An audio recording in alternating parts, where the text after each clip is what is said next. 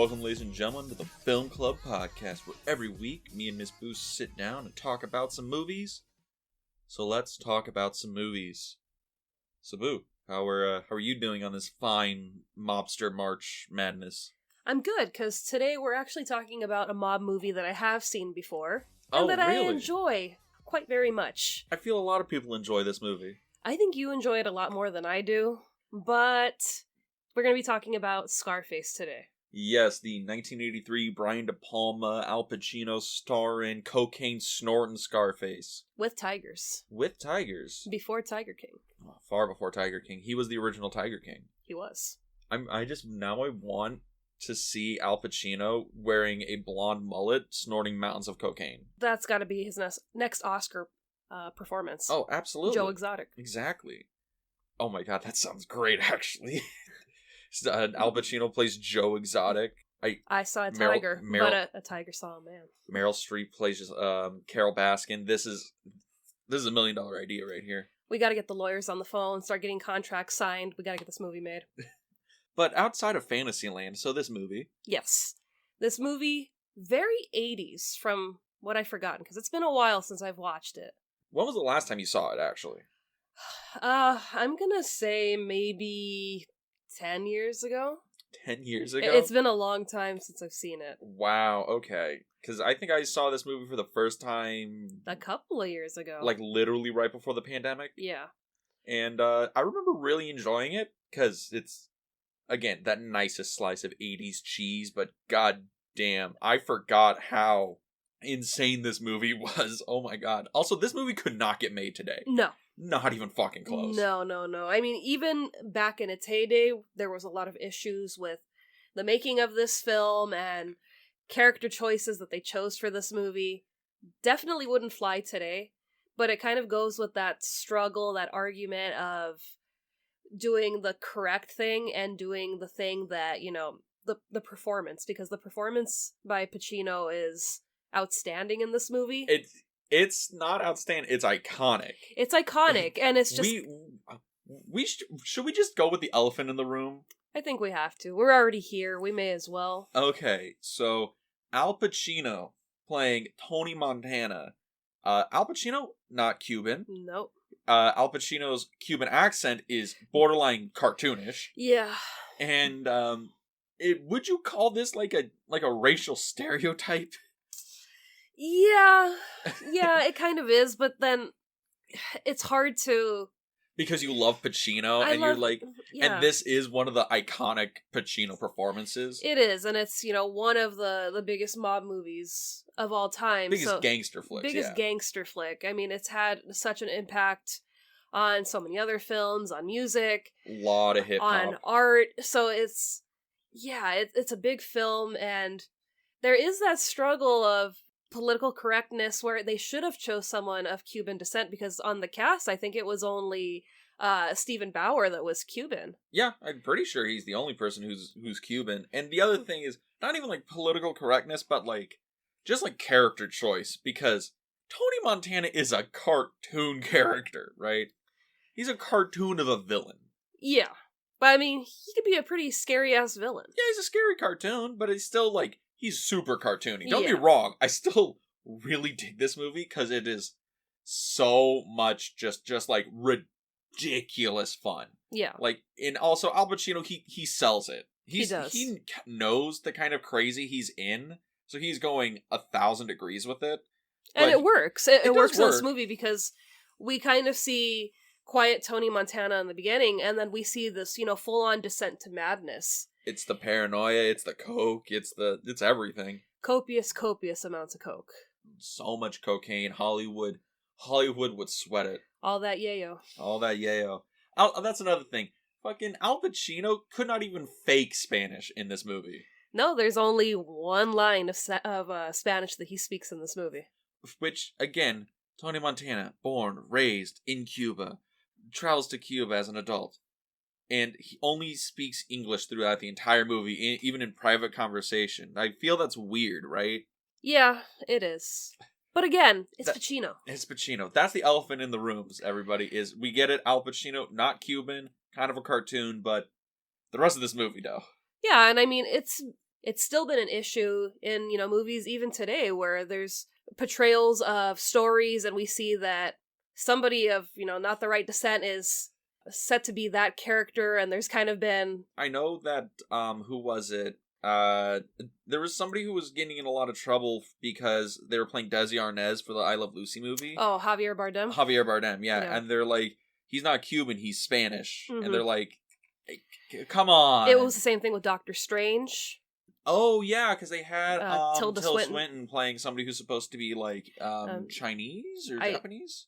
Or, like, Tibetan or something yeah, like that. I've never read the Doctor Strange comics, but it's, it was an older Asian man that was supposed to be who Tilda Swinton was, because, I don't know, I've only seen Doctor Strange, like, once, so I don't know.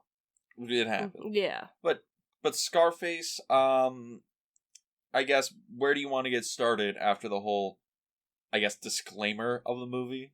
Well, let's talk about the cast. We already talked about Pacino, so why don't we talk about Manny? I really dig Manny because he's just the definition of a sex-crazed cokehead. And he's a lot of fun in the movie. And he's a great foil to Pacino because I think Tony Montana, he wants to become like the drug kingpin. He wants to become the Don Corleone. And Manny's really okay just being like, I just want to have enough to party. I don't want to have the manor. I just want to have enough to keep the party going. Just banking babes. Exactly. He's a lot more in line of like what Frank was in the beginning of the movie. Yeah. Frank was their original drug dealer. Mm-hmm. And I don't know. I really like Manny in this. I also really like Stephen Bauer's performance. Yeah. That's how I pronounce his name. Bauer? Like Jack Bauer? It looks like Bauer. We could be pronouncing it wrong. But yeah, I really liked his performance. It was kind of different to see the two characters because Tony is like a little bit older than... That was another issue you had because you're like, well, how are they friends? How are they... I'm like... Well, the bit... It wasn't like, oh, how are they friends? It was, how old is Tony Montana? Yeah. Where we don't really get an idea because his sister, who's like 21, he's like, oh, I haven't seen you since you were like little or whatever. So I'm like, okay, so you're like in your 40s? But then he's like, him and Manny are like, oh, we served in the army together, we were best friends, yada yada. I'm like, so you and Manny are supposed to be close in age, and Manny's like 20-something? 26? 27? So he's rough 30s? Maybe? Like I don't know. A lot of cocaine, a lot of war, just that's gonna just be aged him. That's going to be a theme in this episode, right? Every time we're like, but how does this relate to Tony? Where does Tony fit into all this? I don't know, but it's an interesting dynamic to see him and Tony, where Tony's more serious, and Manny's kind of like, I want to have a good time, I want to talk to girls, I want to do this, and Tony's like, later, you gotta worry about getting the money, getting the power, and... Getting the women, and Manny's kind of like, I want to, get the women, maybe later get the power, definitely have the money. Yes. Again, it's the whole, like, Manny embodies the, like, 1980s aspect of this movie, right? Yeah. I mean, it's just, like, a fun character to watch. And Hawaiian shirts and girls in bikinis. That is what this movie is. And I guess it also comes into the fact that it's really sad when we see him get killed by Tony. By Tony, yeah. And that whole plot element really just revolves around the fact that Manny and Tony's sister Gina, they're in a relationship. And they're in a secret relationship. Because Tony is a paranoid cokehead. That, and no one could touch his sister, which also goes to another plot point in the movie where it's like, there's some weird incest going on. Tony's in love with his sister, and it's weird. And it's like, oh, at the beginning, he's a very overprotective brother. And it's like, no, dude's got some feelings. And that's a great performance by Mary Elizabeth Mastrantonio? Mastrantoni? Yeah. Mastrantonio. Okay. I like how she, again, another person who's supposed to be Cuban, has the most Italian last name I've ever heard in my life. Yeah. So, great performance at the end of the film where, she has just lost her newly husband because they got married the day before Tony kills Manny. Yeah. And she's just, you want to fuck me? And she's shooting at him. And he's just like, Gina, stop, Gina. She's just, unloading the clip on his office. And I'm like, fuck yeah, Gina. Show him who's the boss. And then she gets got. She gets fucking got. Oh my God. That happens right before the big climax of the movie. And I guess because there's so many characters in this movie. Yeah. We have Sosa, we have Elvira, we have Frank, we have like Mr. Skull, we have Mama Montana. We have so many people in this movie. I mean, there's like a bunch of cool things about this movie, but okay. I guess here's the big one. Do you just want to like just run through the plot real quick? Sure, go for it. Because again, was this another one of those movies you remembered being 3 hours long? Didn't remember it being that long. I remember you were like, yeah, it's another 3 hour long movie. I'm like, what? I'm like, oh yeah, it is. But it didn't feel like it moved slowly. No, that goes to Brian De Palma. Brian De Palma movies fucking move. They are not slow. And you can't say that there is like, any slow sequences in this film apart from like, pace of the movie. It's like, no, there's action nonstop. Oh yeah. Oh fuck yeah. But I guess we'll just do a quick rundown of the plot here. So, the plot of the movie. In 1980, Cuban refugees and ex-convict Tony Montana arrives in Miami, Florida, as part of the Mariel boat lift, where he is sent to a refugee camp with his best friend Manny Ray and their companions Angel and Chichi. The four are released and given green cards in exchange for murdering a former Cuban general at the request of Miami drug lord Frank Lopez. They become dishwashers at an eatery, but a dissatisfied Tony proclaims that he is meant for bigger things. So, that whole opening at Freedom Town, that looked like under the LA freeway, right? And it actually was, because apart from this movie, dealing with not having their main character be of Cuban descent, a big thing was during the making of this movie, a lot of people in Miami were protesting this. The Cuban people were protesting this. They were just so angry that they were portraying them in this really bad light. So Miami was kind of like, yo, you can't shoot here. So they ended up shooting most of the movie here in California. So that opening sequence when they're driving into like Freedom Town on the freeway, you could see Los Angeles City Hall right in that scene. And I'm like, oh my God. I'm like, we see that all the time. And it's just smack dab right there. Oh yeah. And I mean, the other thing is, because again, up until I saw this movie, I didn't know there was a whole, like, Castro releasing refugees into Miami or whatever. But I was watching that and I'm like, okay, this is a really interesting way to start the movie, because I think, because it's based on, like, the 32 Scarface movie, right? Yeah. Starring Paul Mooney, I think? I think so. It's loosely based on it. Yeah, and with that one, it's basically the same thing. And it's an Italian immigrant who comes to America, and then he gets, what's it called? He has the rise and fall narrative, but now it's like a whole different play on it. And I think that one, he lands in Chicago, right? I think so. It's supposed to be a take on like Al Capone, but that's neither here nor there.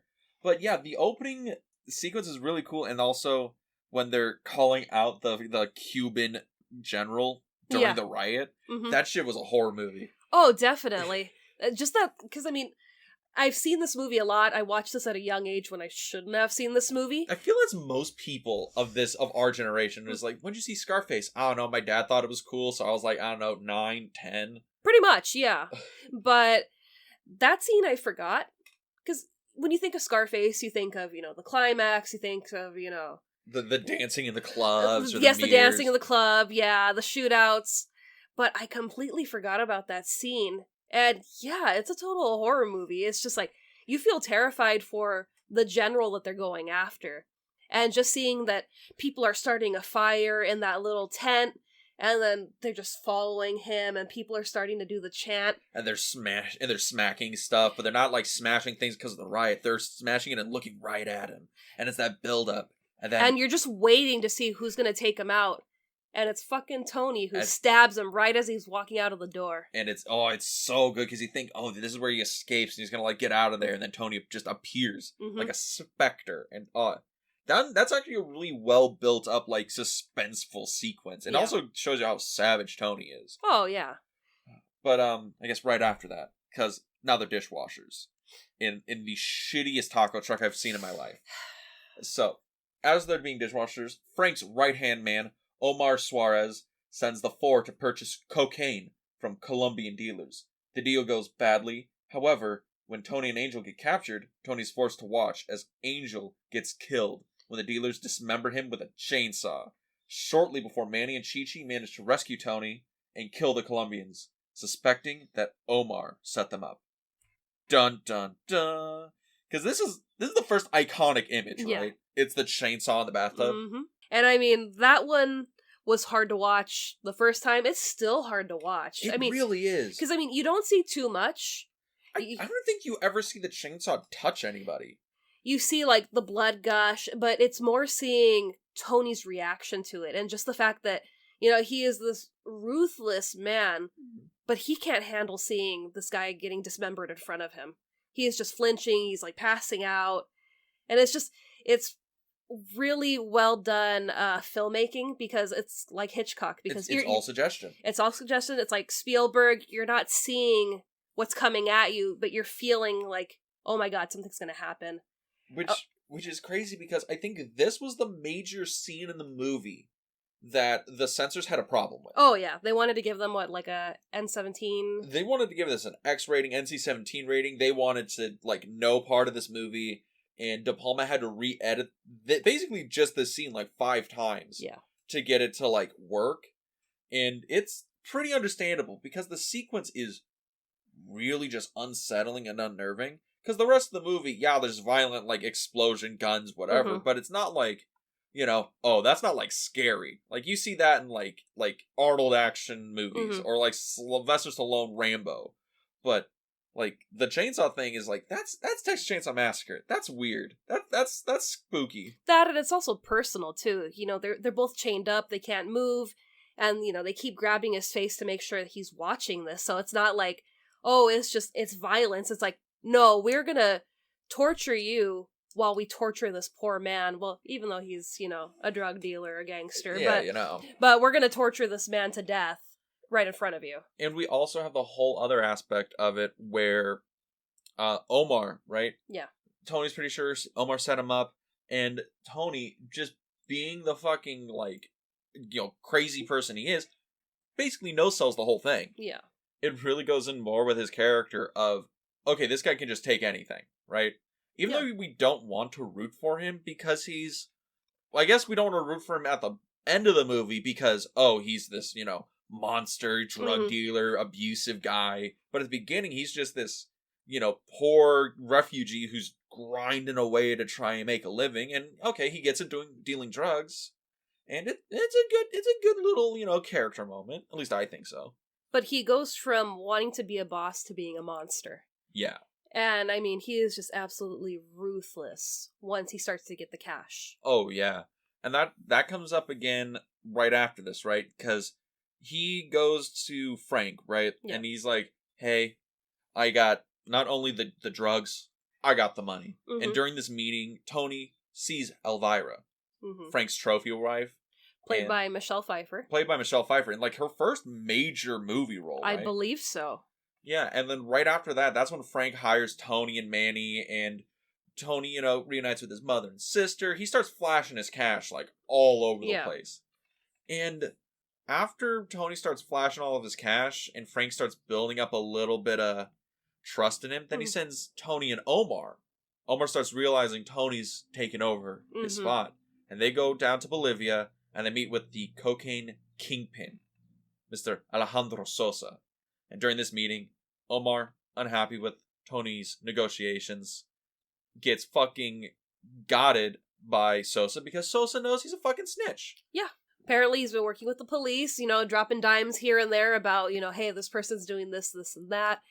And ultimately, you know, gets a really brutal death in the movie, you know, gets shanked and then hung outside of a helicopter. Is that the next iconic image of this movie? Because it's like the chainsaw and then Omar getting hung off the airplane, right? Yeah. Or the helicopter. And also, F. Murray Abraham, great actor. Oh yeah, very good. I mean, I know you haven't seen Amadeus yet. Not yet. I'm getting around to it. He plays a big part in the movie, but he also got that part during the making of this movie. Oh, really? So I guess people on the cast had also auditioned for that same role, and you know he got it. And they were like, you know what? We got to give him a lot more respect because that's a huge movie he's doing. I want to imagine like the other guys who auditioned for it is like, hey, when you throw him out of the helicopter, maybe you don't count all the way to 3. You know, say you're gonna throw them on 3, and it's like 1, 2, and then you push them. Do one of those things. Haze them a little bit. Just a little bit of hazing. A little bit of hate there. Just a hair bit of hate. But great actor. I mean, he's in, a good chunk of the movie before he's not in it anymore. I mean, I guess to give people a rundown, like, from what we've talked about so far, this is like an hour and some change in the movie, like an hour and a half into the movie. So much happens in this movie. It's not like we're seeing Tony's life, from start to finish. We're just seeing his life once he hits soil here. Until he is in killed. The soil. Yeah, basically. And it's such just a spooky sequence. And it also, again, this is another moment where we see Tony as a character, right? Yeah. Because they're there, they're having, they're having lunch. They're having, like, lunch, right? And they bring out these little dishes with some lemons in it. Mm-hmm. Like, and it's supposed to be a thing where Omar knows what to do. He goes to, like, wash clean his your hands, yeah. And Tony's fucking eating the lemon out of the thing because he thinks it's another, like, oh, this is a weird, like, refreshing treat. Yeah. And that's another thing where, okay, Tony has, like, no real, like, class, right? He's somebody who grew up, like, dirt poor. Yeah. And that gives another air to his character here. And I'm like, this is a really good one. And also, after they kill Omar, and he's like, I never fucking liked that guy. Never trusted him, Sosa. So about this deal you wanted to make that would have totally fucked over Frank, I think I'm game. I think I'm down with it. And then you cut to the next scene. The next scene. Back in Miami. It's just that easy. I never fucking liked that guy. Cut. Done. Back in Miami. Frank is infuriated that Omar has been killed and that Tony struck up a deal with Sosa unauthorized, and soon enough Tony starts his own cocaine operation. And at the nightclub, a corrupt police detective that Frank has on the payroll attempts to, extort money from Tony, and in return for police protection, Tony spots Gina fraternizing with some dude. With some other drug dealer. And then Tony, like, freaks out, beats the shit out of Gina, tells her to go to fuck home. Well, I mean, she's out there with some other drug dealer, and then, for a good time, he drags her into the men's room, and it's just like... I mean, Gina looked into it. She did look into it, but it's like, whoa, if that's your younger sibling, I'm gonna pull your ass out of there. You're not doing this. But then he slaps the shit out of her in the bathroom, and it's like, he does. Whoa. He's Tony Montana. But after that, Tony gets extorted for a little bit of cash, tells the guy to fuck off. Gina slaps her around. She tells her to fuck off, and then Tony's there. And Manny takes her home. And then Tony there wallowing in his own misery. And then the assassination attempt happens. Yeah. The shootout in the club. Yeah. Which is so fucking cool. Yeah. With all those mirrors. All the mirrors. I mean, that really played a big factor. The lights on the ceiling. It was just a lot of practical effects that made that scene feel gigantic. When they told the cinematographer, was like, hey, we're going to shoot in this, club atmosphere, right? We're building the set. Are you okay with mirrors? And he was like, oh yeah, no, I'm a professional. I can work around mirrors. It'll be fine. He didn't know that the whole room was to be covered in mirrors. All the walls were covered in mirrors. And it's so hard because he's like, I don't want the camera to show up on any of these. So he spent I think it was 2 days just figuring out where he could just place the camera. Not what's the best frame, where he could just place the camera and not be seen by anything. Yeah. And I'm like, that is so impressive. That is such a cool thing to do. And that was something that I did watch when I was watching this for the podcast. I was looking in the mirrors to see do we pick up... Can you catch one? The camera, are we going to pick up a boom mic? Nothing. Nothing shows up. And I'm like, that's very impressive. Some masterful camera work. And some masterful bit of revenge right after this, right? Yes. Because Tony finds out that Frank orchestrated the hit, and he goes and he kills Frank. And then he gets Elvira. Figuring out that this was done by Frank and then going to Frank's place, and there's the cop sitting down whanging out with him, who could have possibly done this? What coincidence, he just happened to stop by your house. Now we're going to shoot out your office. Yes, and that is, again, is that the next iconic sequence of this? Is, the killing of Frank?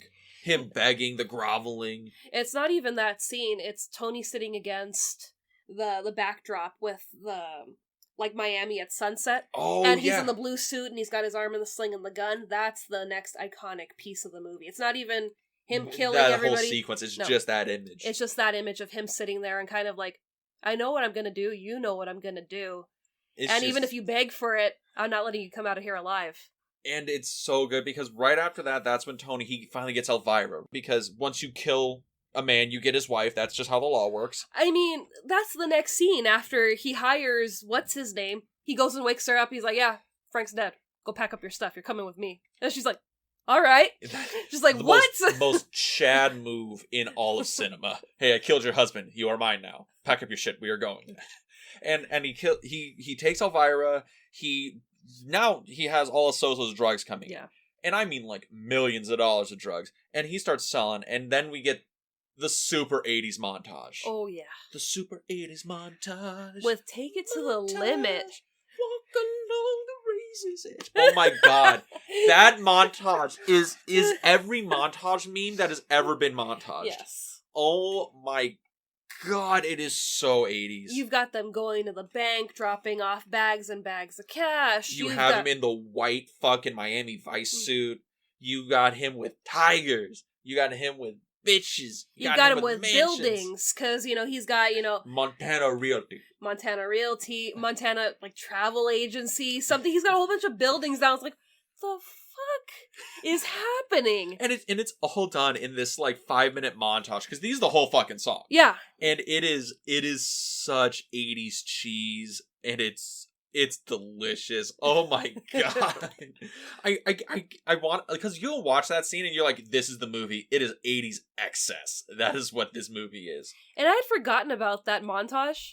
Because, you think about the movie, you're like, okay, you think about the drugs and the guns and the fighting, and then you have Take It to the Limit. It's so upbeat, and it's like, and it's like, oh yeah, this was shot early 80s. This is 1983. They just discovered the montage set to pop music. Like, this is weird, but I also kind of love it. That is the best part. This movie, like, I'm gonna be real with you. People are like, this movie's so badass. This movie's hardcore. And I'm like, and then you have Take It to the Limit. And I'm like, no, dude. Like, half this movie is badass. Yeah. Half this movie is hardcore. The other half is cheesy as fuck. It is Gouda. It is Swiss. It is cheese. No. This is like American cheese. American cheese, yes. Stack on those Kraft singles. This is American cheese. Because even during that montage, you get Tony and Elvira's wedding. Oh god. When they're running to take their guests towards the tiger pit. Yes, I love the fact that that's Tony's idea of, like, success. I have tigers. I have pet tigers. And he got his sister her own salon. Yes, he got it. Yes. Also, thank you, Tony. You are now making enough money to buy tigers in that manner. And Gina, I'll give you this nice hair salon in downtown. I'm like, come on, dog. And I gotta be with you cutting that ribbon. Like, let her cut the ribbon. He's like, no, I'm Tony Montana. I gotta cut the ribbon. It's so good. It's so good. That whole sequence of him having the rise is great. But then Tony gets got. Because 1983 happens, he gets caught for tax evasion, sting operation. He's staring down minimum, 5 years in prison? Yeah. And Sosa, being Tony's, guardian angel, is like, Tony, you kill this activist that's going to make this speech at the Pentagon, we make this whole thing disappear. So Tony, he's like, all right, I'll do it, But right before he goes up to New York, he has the dinner. Dinner. You know the dinner. Yes, we all know the dinner. That's another iconic moment in this movie. Probably the most iconic moment. Other than, say hello to my little friend, it's say goodnight to the bad guy. It is so iconic that Razor Ramon stole that dinner scene and made that his gimmick for WWF. That sequence is great. And this is when we finally see the chink in Tony's armor, right? Yeah. Because Tony, up to this point, he's like, everything's a fucking party, man. Like, everything's gonna be great. And then he's like, I ain't going to prison. No. That shit's not fucking happening. It's like, my marriage isn't working, which it was never gonna work to begin with. Yes, for a lot of reasons. One, Tony's a shitty husband. Yeah. And two, Elvira is a huge junkie. Yeah. She is, not even, subtle about it. She's doing coke, when she's literally, I'm gonna go powder my nose, she's actually doing just powdering her nose and doing coke. It's great. It's great. But yeah, so we see Tony just being this. That dinner is like really the beginning of his downfall. Mm-hmm. Loses the girl, then goes to New York to do this assassination attempt. And this is where we kind of see a different side of Tony, because Tony, we've seen him as this ruthless killer. Yeah. And when he's gonna assassinate this, what is he, like, senator? He's like an activist, but like I just call him a senator. It makes my life easier. So they're gonna, bomb the car. And we see him get into the car, but we also see his wife and children get into the car. And the person that's working for Sosa's people. Yeah, which, here's the best part. His nickname is The Shadow. Ooh, spooky. I think that's another thing this movie was made in the 80s, not only about cocaine, but on cocaine. Yes. What are we going to call this assassin? The Shadow. Yeah, not that scary in this movie. It's just the two of them fighting in the front seat, blow up the car, and Tony's like, I don't kill, children, and his wife's in the car. No. So you see the two of them struggling, and it's kind of like, wow, Tony's just not, blowing up an entire car just, because. Which, is that a mischaracterization? Because it feels like so against Tony up to this point. It does, but we also see with him and Elvira how he kind of keeps, bugging her that he wants children. Mm-hmm. And she's just kind of like, the person that you are, you don't need kids. So it's kind of like... He needs rehab. Yes, and anger management. But, yeah, I think it's kind of like that moment where he's just like, that could be me. And it's like, if they want to take me out, that's fine, but I wouldn't want them to take my children out at the same time, or my wife. Yeah. So we kind of see, a softer side to Tony until, he blows out the Shadow's head. Yeah, which is another thing. It's like, we see the softer side of Tony. Yes, it's the only time we see the softer side of Tony in the entire movie. And, he kills the Shadow, and it's a whole thing where, don't get me wrong, like, I think it's a cool, like, character moment, but I wish it was established earlier. Yeah. That he was like, I don't kill women and kids. Like, that's like, that's... only yada yada something in Spanish as an insulting word do that. Yeah. But, I don't know. It is a cool sequence just because it leads us into the climax, right? Yeah. Which, ooh, buddy, this is where shit hits the fan. Because Tony, he returns to Miami. Sosa calls him and he's like, why is this guy making his speech? And Tony's like, don't worry, we'll just get him Thursday. He's like, that's not gonna happen. You fucked me, Tony. What was the one thing I told you? Never try to fuck me. And then, Tony is about to proceed to get fucked. Because leading up to this, he kills Manny. Yeah, he comes home from New York and finds out that Manny married Gina, and that was like a big no-no for Tony. Well, he doesn't even find out that he married Gina. He kills him first, and then she tells him. Because he thinks that he's just banging his sister. Yeah, you see her, he opens the door and he's in his robe all happy. Because it's Manny, and that's just how he answers doors. Yeah, and then, there's Gina upstairs coming out, putting her robe on, smiling, and Tony's like, okay, let me just, kill my best friend in cold blood. And then you have Gina, we just got married yesterday. And it's just like, Tony, dude, like, you're just fucking up. Tony really could have gotten a lot out of just the whole 5 seconds before you make a decision. Just wait 5 seconds before you make the decision. Just count to 10. Just take a nice breath. Or maybe punch him in the face, No. I think, like, a deep breath, have some chai tea, just really, like, just smooth it out. Tony would have gotten a lot out of meditation. No. Chai tea is beautiful dessert kind of tea. He needs some chamomile to calm his ass down. Oh, yeah, just, really just zen him out. Tony, with all that money, you should have been going to temple, going to Buddha, just trying to, like, get to the center, Tony. Or just go to yoga. Just meditate. Could you imagine Tony Montana just doing yoga? He does, like, a backwards, like, thing just to do lines of coke, and then just comes... That would have been the funniest shit if they added into the montage. Just Tony gets really into, like yoga, just so he could do coke at different angles. I feel like we're going into, like, your dream journal now. It's just some funny shit that came up, but okay. So he kills Manny, kidnaps Gina. He's like, "You're coming with me. I'm just gonna stalk you at the house because people are coming to fucking kill me." Yeah.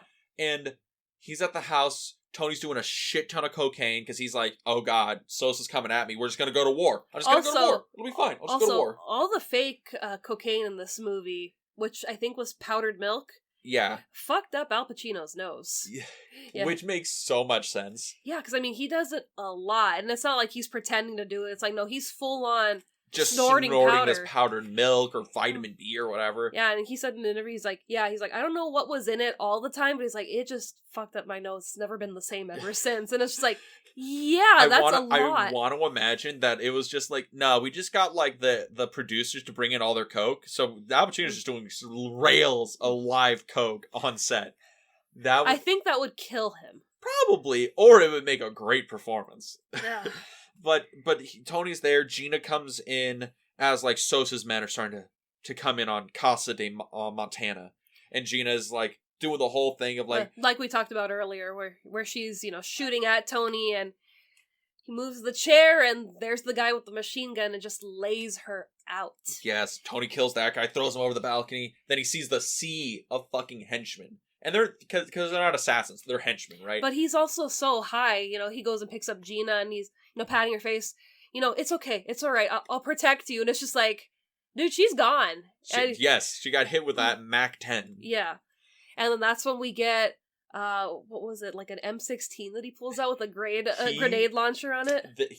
Okay.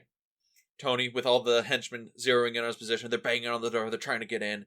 And Tony does the iconic thing, picks up the fucking M16 assault rifle with the grenade launcher, slaps the fucking grenade in, and he says the iconic line, "Say hello to my little friend," and boom, blast through the door, and it turns into the iconic sequence. Mm-hmm. I know we were talking about the iconic sequences of this movie, but this is the one. Yes. And it's the shootout.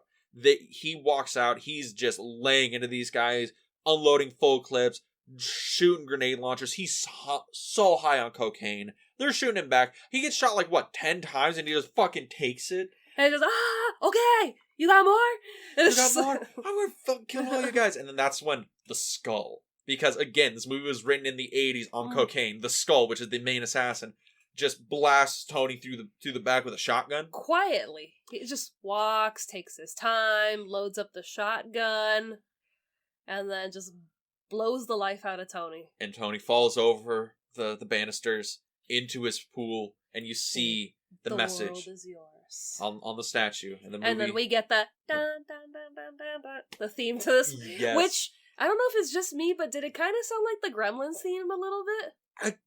I think it's just because it's written, it's all the same synthesizer or instruments, but it vaguely. Because I was sitting there, because that was one thing before I watched the movie. I'm like, score's a big deal to me, soundtrack. Yeah. I couldn't remember the score at all. It's really interesting because, don't get me wrong, the score's good, but it's not a standout. It's not a standout of this movie. No, and that's why I was kind of shocked, and I was like, wait, I'm like, that kind of sounds like the Gremlins theme, in the beginning, and just really slowed down. Yeah.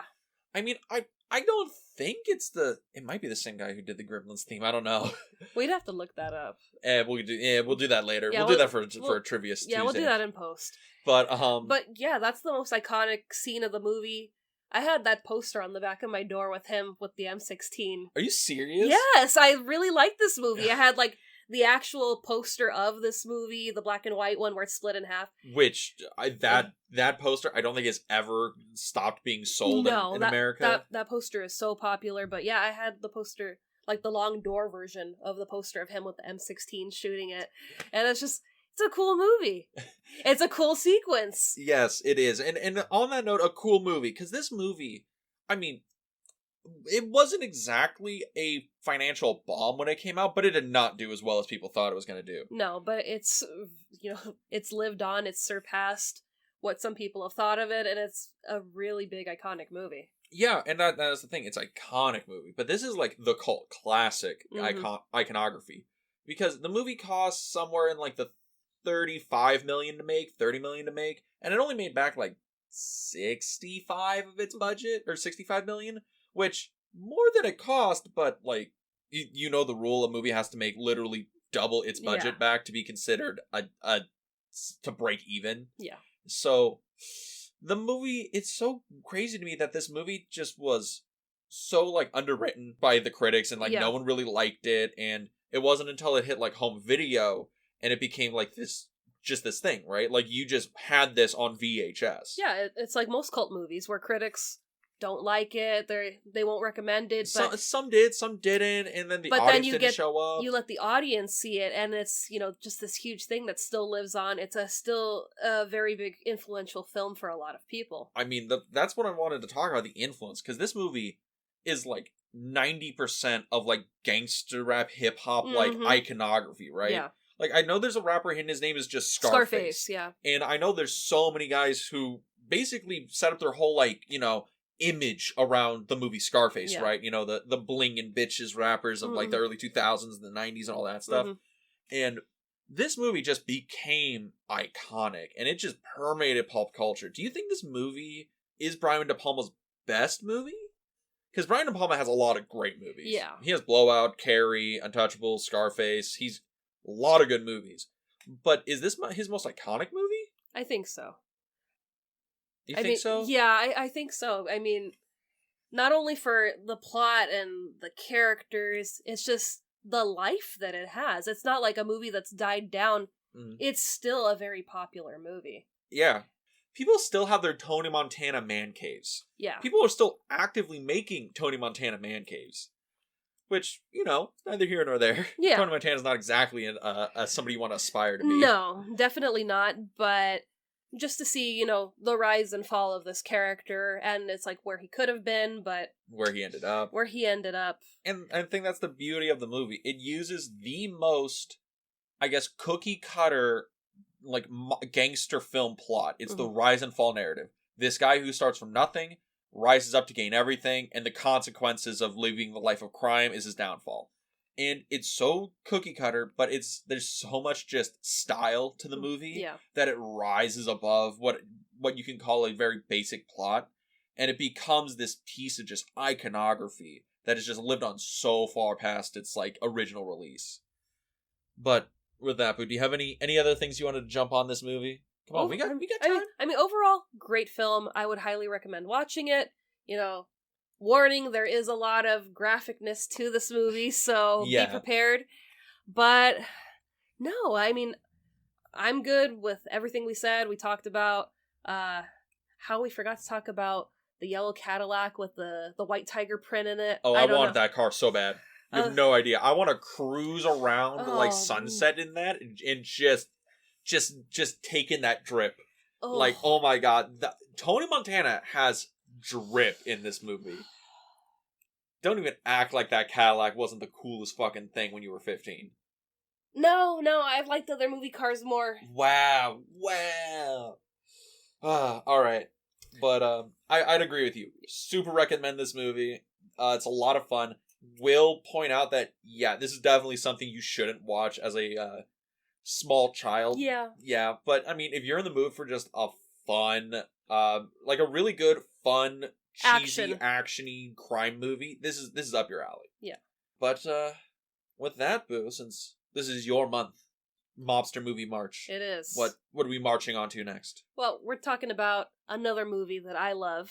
Another mob movie. Another one. It just how it happens to be Goodfellas. Goodfellas? That's right. We're going back to my love, De Niro, and we're talking about Goodfellas. I'm excited about this one, because for the other podcast I do, the Film Odyssey, we did Goodfellas pretty early on in that podcast, and man, I dig that movie. I love any Scorsese movie. Like, that man knows how to make a fucking movie. And that's one of the big ones. So I'm excited to go back and revisit that movie, because I haven't seen it since we recorded that episode. That, and it's also a great ensemble cast, too. It's not like we're just focused on our protagonist. And everybody... It's not just Henry Hill and Ray Liotta. We have Pesci, we have De Niro, and also one of Joe Pesci's best performances. Definitely. So I'm super excited to talk about that film next week. But if you want to follow us on social media, you can find us on Instagram and Facebook at the Film Club Podcast. If you want to listen to us on a different platform than you currently are, you can find us on Anchor FM, Apple Podcasts, Spotify, and we are also on YouTube. Yes, you can find our YouTube channel, which has been rebranded. Yes, we did rebrand it recently. Yeah, so it was formerly In the Frame. Now it is The Film Vault. That is The Film Vault on YouTube. Come over, subscribe, like, comment, watch some videos. You can even hate comment us. I don't care. Just show up. No. Leave some, good vibes. But if you want to go, the Film Club is located there, the Film Odyssey, and old episodes of the Double Feature. And with that, Boo, We'll see you next week at the Film Club. have a good week, everybody.